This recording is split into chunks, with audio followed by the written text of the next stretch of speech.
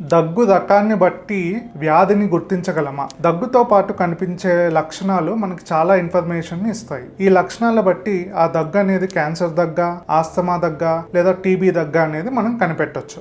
సాధారణంగా మనకి bacteria viral infection లో వచ్చే దగ్గు ఏదైతే ఉంటుందో అది 2 weeks లో సెట్ అయిపోతుంది. కానీ 3 వారాల వరకు దగ్గు కనుక కనిపిస్తే అది క్యాన్సర్, ఆస్తమా లేదా టీబీ దగ్గు అయ్యే అవకాశాలు ఎక్కువగా ఉంటాయి. క్యాన్సర్ దగ్గులో తెమడలో బ్లడ్ పడొచ్చు, అలాగే వెయిట్ లాస్ ఉంటుంది, శ్వాస తీసుకోవటానికి ఇబ్బందిగా ఉండే లక్షణాలు కనిపిస్తాయి.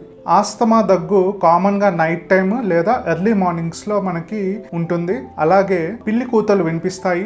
ఇన్హేలర్ వాడగానే వెంటనే తేలిక అవుతుంది. టీబీ దగ్గు, ఇందులో తెమడ ఎక్కువగా ఉంటుంది, క్యాన్సర్ లాగానే వెయిట్ లాస్ కూడా కనిపిస్తుంది. కాకపోతే ఈవినింగ్ నైట్ టైమ్స్ లో మనకి ఫీవర్ ఉండటం, చెమటలు పట్టడం ఇలాంటివి టీబీ దగ్గులో మనకు కనిపిస్తాయి. కాబట్టి మీ దగ్గు 3 వారాల కన్నా ఎక్కువగా ఉంటే వెంటనే డాక్టర్ని సంప్రదించండి.